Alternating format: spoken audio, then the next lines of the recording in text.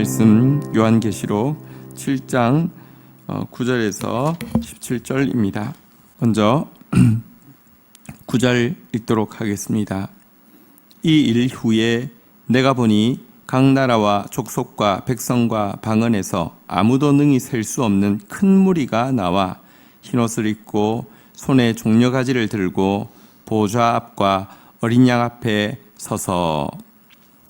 자, 우리 지금 이제 두 번째 환상이 시작되어지고 6개의 인이 이제 떼어지는 장면을 보았습니다.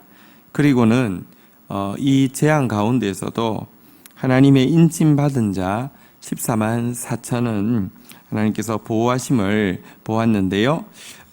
이제 이 인침받은 이 자들이 이제 하나님 앞과 어린 양 앞에 서게 되는 장면을 보게 되는데요. 여기 보니까 이 14만 4천에 대해서 각 나라, 족속, 백성, 방언에서 아무도 능히 셀 수 없는 큰 무리라고 묘사하고 있습니다. 14만 4천이 적은 숫자는 아니지만 솔직히 말하면 여러분 무슨 행사를 하면 요즘 14만 명이 아니라 140만 명도 모이는 시대인데요. 이게 14만 4천이 그냥 숫자라고 하면은 여기에 아무도 능히 셀 수 없는 큰 무리라고 묘사하지 않겠죠. 앞에서도 설명드렸지만 12 곱하기 12 곱하기 1000, 그래서 이렇게 구약의 참된 교회, 신약의 참된 교회, 그것에 천천만만의 진실로 예수 그리스도의 인을 받은 사람, 그리스도의 피 묻은 옷을 입은 사람, 십자가 밑에 선 사람, 성령의 기름 부음 받은 사람, 말씀의 등불을 켠 사람은 한 사람도 빠짐없이 구원받는다, 이런 의미를 담고 있습니다. 그리고 이 복음이 단지 유대에 머무르는 것이 아니라 각 나라, 족속, 백성, 방언, 땅끝까지 모든 족속에게 주의 복음이 전거되어질 것을 이야기하고 있고요. 이들이 보좌 앞과 어린 양 앞에 나올 때에 흰 옷을 입고 종려가지를 들고 나올 것이다 라고 이야기하고 있습니다. 종려가지는 좀 익숙합니다. 종려가지는 성경에 보면은 예수님께서 예루살렘에 올라오실 때 사람들이 종려가지를 들고 맞이했죠. 그러나 그 찬송은 실패로 끝났고요. 찬송하던 그들이 돌을 들어 예수를 죽이려 했고 빌라도에게 외치면서 저를 십자가에 못 박으라고 했지요. 그들은 흰옷을 입지 않았습니다. 그들은 자기 생각으로 정치적 메시아로 만들었고 또 자기 생각으로 정치적 메시아임을 거부할 때에 죽여 버리려고 했었죠. 그러나 이 실패한 첫 종려나무를 가지를 들고 예수님을 연호했던 이 모습과 마지막 때에 있을 이 찬양은 전혀 다른 것입니다. 이들은 이제 흰옷을 입었습니다. 이 흰옷은 우리가 이제 잘 아는 대로 예수 그리스도의 핏뿌림을 이야기하죠. 예수 그리스도의 또 핏뿌림이 꼭 필요함을 인정하는 겸손을 또 상징하기도 하고요. 예수 그리스도로만 말미암아 의가 이루어지지 어떤 거짓 메시아, 정치적 메시아를 만들어 놓고 연호한다고 이루어지지 않음을 분명히 보여주는 것이기도 합니다. 어쨌든 여러분 눈에 볼 때 지금은 교회가 정말 부끄러워졌고 교회가 도리어 이 세상에 참 악을 퍼뜨리는 모습처럼 보이고 그 결과 과연 교회가 살아남을 수 있을까, 혹은 우리 다음 세대 가운데 신앙을 지킬 사람이 있을까 두려워지기도 합니다. 그러나 희망이 있는 것은 예수님 시대에도 예수님을 죽였던 것은 일반인이 아니라 지금 말로 하면 교회가 예수님을 죽였지 않습니까? 종교 지도자들이 죽였지 않습니까? 마지막 때에 거짓 메시아가 나오고 무수한 재앙들이 일어날 것이라고 이야기했지만 결국은 하나님 나라는 이루어질 것입니다. 아무라도 능히 셀 수 없는 각 나라 족속 백성 방언 가운데서 흰옷 입고 종려가지를 들고 주 앞에 설 자들이 많을 것입니다. 자, 그들이 무슨 일을 합니까? 10절 한번 보도록 하겠습니다. 큰 소리로 외쳐 이르되 구원하심이 보좌에 앉으신 우리 하나님과 어린 양에게 있도다 하니, 마지막 때의 찬양이 이 구원이란 보좌에 앉으신 하나님, 그리고 우리를 위해서 십자가 지신 예수 그리스도에게만 있다라고 외치게 될 것이라고 이야기하고 있습니다. 우리는 끊임없이 구원하심을 하나님, 어린 양이라는 명분을 내세우고는 실제로는 자기가 구원자인 것처럼 외치는 거짓 메시아와 그런 외침에 반응하는 우리의 내 인간적인 생각, 하나도 의로워지지 아니하였고 하나도 변하지 아니한 내 모습 가지고 나의 이익을 위하여서 그런 어떤 대상을 만들어 놓고 그것을 지지하는 행동으로 하나님 나라가 올 수 있다고 착각합니다. 절대 그렇지 않습니다. 구원은 100% 하나님으로만 말미암아, 구원은 100% 예수 그리스도로만 말미암아 임하는 것입니다. 이들이 모두 이 사실에 대해서 명백하게 찬양하게 됩니다. 천국에는 히어로가 없습니다. 천국에는 이 하나님 나라가 이르게 하는데 어떤 기여를 해서 헤게모니를 주장할 수 있는 존재는 아무도 없습니다. 왜냐고 하면 구원하심은 오직 우리 하나님과 어린 양에게만 있기 때문에 그렇습니다. 이 찬양을 들은 이 허다한 큰 무리의 찬양을 들은 모든 천사들, 그리고 그룹 천사들, 하나님의 보좌를 호위하는, 그리고 24 장로들, 교회의 대표들은 어떻게 이 찬양에 대해서 반응합니까? 11절 12절입니다. 모든 천사가 보좌와 장로들과 내 생물의 주위에 서 있다가 보좌 앞에 엎드려 얼굴을 대고 하나님께 경배하여, 12절 읽겠습니다. 시작. 이르되 아멘. 찬송과 영광과 지혜와 감사와 존귀와 권능과 힘이 우리 하나님께 세세토록 있을지어다. 아멘 하더라. 여러분, 이 큰 무리, 이제 구원받은 큰 무리가 나와서 찬양할 때에 천상에 있는 영적 존재들은, 그래 너희들 처음에는 그럴 수 있지만 나도 여기 있어 보니까 좀 시들하다, 이런 게 아니었습니다. 이들의 찬송 소리를 듣자마자 그들은 이 천상의 모든 영적인 이제 존재들은요, 다 얼굴을 땅에 대고 하나님께 경배했습니다. 그리고 경배할 때 아멘으로 시작해서 아멘으로 마치면서 진실로 구원은 하나님과 어린 양에만 있다고 아멘, 아멘으로 고백을 하고, 그 안에도 보면 그분께 영광을 돌림에 있어서 한번 숫자를 한번 확인해 볼까요? 한번 따라 하시죠. 찬송, 영광, 지혜, 감사, 존귀, 권능, 힘, 몇 가지입니까? 7가지죠. 여러분, 그러니까 7이라는 게 완전수이기 때문에 의도적으로 맞춘 것을 우리가 알 수 있습니다. 그분께 완전한 찬양을 드리며 아멘, 아멘으로 시작하고 마치면서 참으로 구원은 오직 우리 하나님과 어린 양에게만 있음을, 그리고 그분이 모든 영광, 모든 찬송, 모든 지혜와 감사와 존귀와 권능과 힘을 받으셔야 한다고 찬양할 것이다 라고 이야기하고 있습니다. 하나님 나라는 하나님만 찬양하는 존재입니다. 꼴 같지 않은 마귀적인 어떤 대상이 하나님 신용을 하는, 그리고 또 그것에 연호하는 우리 안에 있는 이 죄성, 이 죄성은 천국을 만드는 데 조금도 도움되지 않으며 지옥을 확산시키는 데만 도움됩니다. 하나도 빠짐없이 심판받을 것이고 하나도 빠짐없이 사라지게 될 것입니다. 하나님의 이름은 높임 받으시고요, 찬양 받으실 것입니다. 자, 13절, 14절, 13절 읽도록 하겠습니다. 장로 중 하나가 응답하여 나에게 이르되 이 흰옷 입은 자들이 누구며 또 어디서 왔느냐. 자, 보좌에 있는 24장로 중에 한 존재가 이제 사도 요한에게, 노 사도 요한에게 이렇게 질문합니다.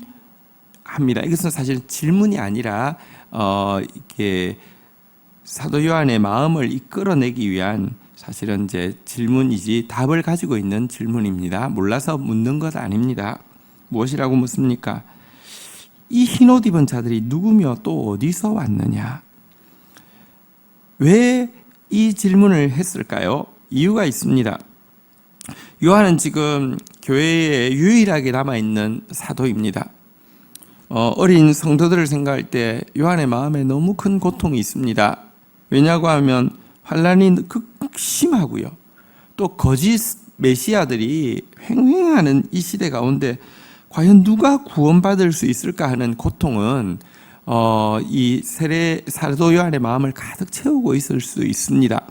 그런 그에게 이 흰옷 입은 자들이, 아무도 능히 셀 수 없는 이 흰옷 입은 자들이 누구냐, 어디서 왔느냐 이렇게 질문하는 것은 그가 지금 과연 구원받을 사람이 있을까라는 그 속에 있었던 그 고통을 이렇게 대변해 주는 것이죠.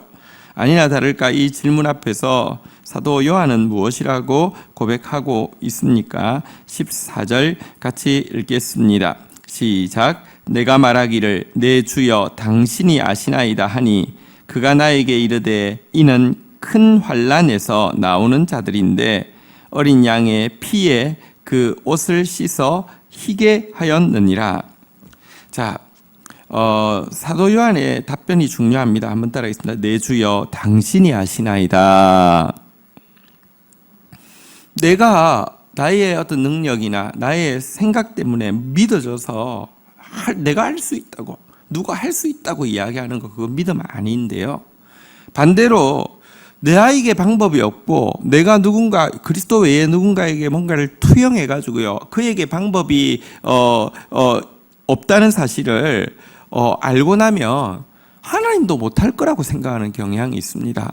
그러니까 이렇게 되면 뭐냐고 하면, 내가 할 수 있으면 하나님이 하며, 하나님은 나 정도만큼 큰 분이고요, 내가 못하면, 나에게 방법이 없으면 하나님도 못한다고 하면 하나님은 나 정도만큼 작은 분이 되는 것입니다.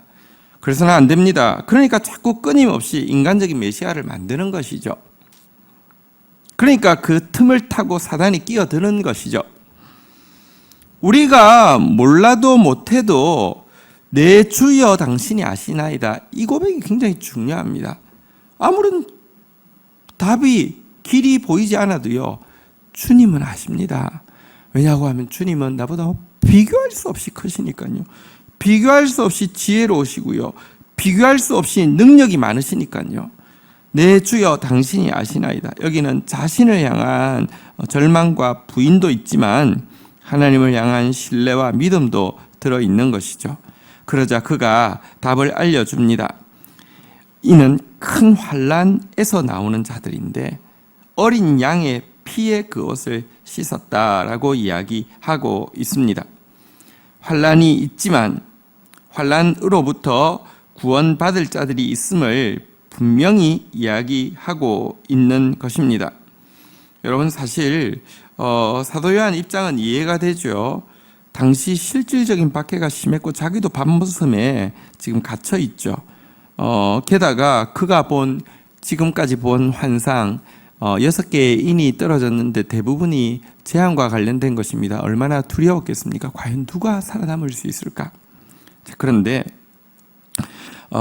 이 무리들이 구원받는 비결은 이 환난으로부터 구원받는다라고 이야기하고 있는데요.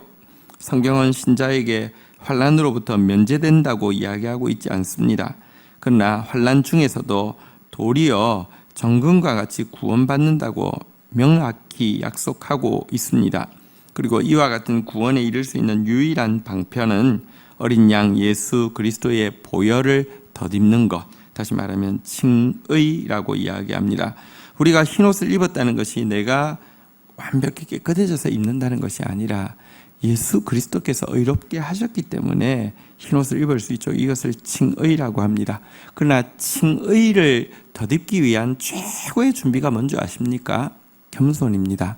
내 의로는 하나님 앞에 설 수 없고 예수의 의로만 하나님 앞에 설 수 있다는 자는 끝까지 겸손합니다.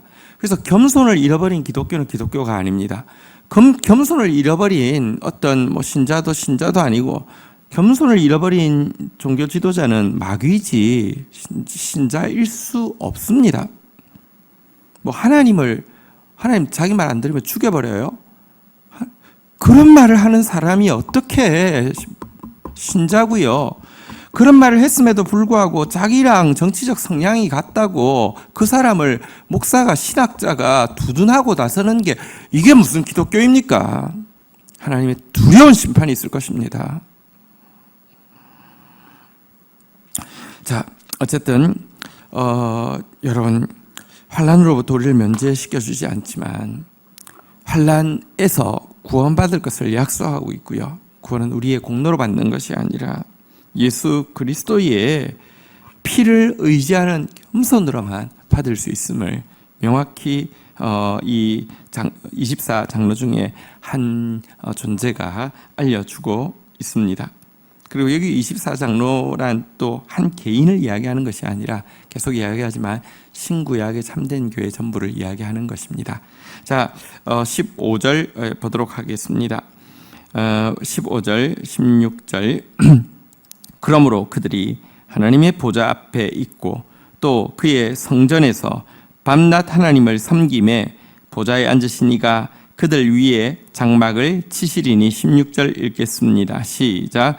그들이 다시는 줄이지도 아니하며 목마르지도 아니하고 해나 아무 뜨거운 기온에 상하지도 아니하리니. 자, 이제 이 환난으로부터 이제 구원받은 이들의 모습에 대해서 이야기합니다. 이들은 이제 구원을 받게 되면 어떻게 될까요?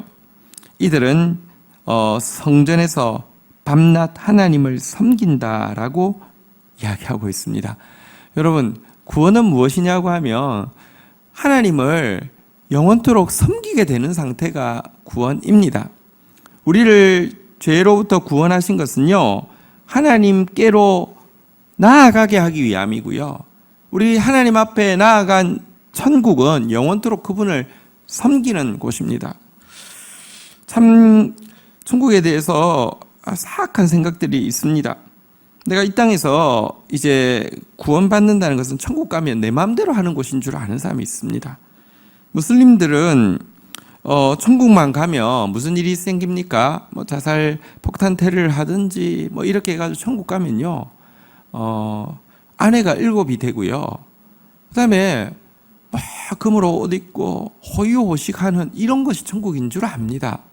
신천지에서도요, 자기들이 꿈꾸는 이만희가 다스리는 나라가 오면요, 나는 삼성을 먹을게, 나는 애플 먹을 거야, 나는 그래도 IBM 먹을 거야, 요즘은 테슬라 주가 오르니까 나는 테슬라 그거 가질래. 여러분, 무슨 보상이 물질적으로 무슨 쾌락적으로 이렇게 주어진다고 착각합니다. 그걸 또 막 부추깁니다. 굉장히 사탄적인 것이죠. 천국이 어떤 곳이냐? 성전에서 밤낮 하나님 섬기게 되는 것입니다. 가장 존귀하신 분, 가장 가까이서 그분을 섬길 수 있는 것이 참된 천국임을 아셔야 합니다. 또 그분을 섬기게 되는 우리 가운데 이제 하나님께서 주시는 축복이 무엇입니까? 보좌에 앉으신 이가 그들 위에 장막을 치십니다. 친히 장막이 되어 주심으로 말미암아 16절에 보니까요, 다시는 줄이지도 않고 목마르지도 않고 해를 받지도 않고 아무 뜨거운 기운에 상하지도 않도록 보호해 주실 것에 대해서 이야기하고 있습니다. 하나님의 날개 그늘에 있는 그 모습으로 어린아이가 엄마 품에 안긴 것처럼 새가 어미새의 날개 아래에 거하는 것처럼 하나님께서 우리를 보호해 주시는 하나님과 깊은 사랑의 로맨스에 빠지게 될 것이다 이야기하고 있습니다. 이와 같은 구원이 어떻게 가능하다고요? 17절 읽도록 하겠습니다. 이는 보좌 가운데 계신 어린 양이 그들의 목자가 되사 생명수 샘으로 인도하시고 하나님께서 그들의 눈에서 모든 눈물을 씻어 주실 것임이라. 구원은 여기서도 보는 바대로 어린 양이 목자가 되어 주셔야지만 천국 길까지 갈 수 있습니다. 어린 양의 인도를 받아야지만 생명샘에 생명샘 앞으로 나아갈 수 있습니다. 어린 양의 인도로 하나님 앞에 나아간 자만이 모든 눈물을 그 눈에서 씻김 받게 될 것이다 라고 이야기하고 있습니다. 기독교는 어린 양 예수 따라갑니다. 어린 양 예수께서 우리에게 무엇이라고 말씀했습니까? 아무든지 나를 따라오려거든 자기를 부인하고 자기 십자가를 지고 나를 쫓을지니라 했습니다. 그래서 기독교의 가장 중요한 자세는 자기 부인이고요. 자기 부인이 끝까지 되려고 하면 겸손 없이는 안 됩니다. 이미 자기가 하나님인데, 이미 내 말이 하나님의 뜻인데 어디 겸손이 있으며 어디 부인이 있습니까? 자기 뜻대로 이야기하고요. 자기 뜻에 반하면 그게 사탄이 되게 되는 거. 근데 그게 바로 예수님 죽인 종교 지도자의 모습이었고요. 그것이 바로 율법주의라고 말씀드렸죠.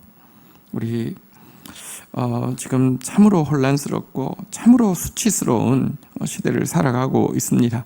그러나 그럼에도 불구하고 오늘 약속의 말씀대로 반드시 구원은 이루어질 것입니다. 아무라도 능히 셀 수 없는 큰 무리, 예수 그리스도의 이 피를 의지하고 나온 큰 무리가 있을 것이며 그들은 오직 하나님과 어린 양에게만 영광을 돌리게 될 것입니다. 그들은 오직 하나님만을 영원토록 섬기게 될 것입니다. 그 무리에 저와 여러분들이 속하기를 주의 이름으로 축원드립니다.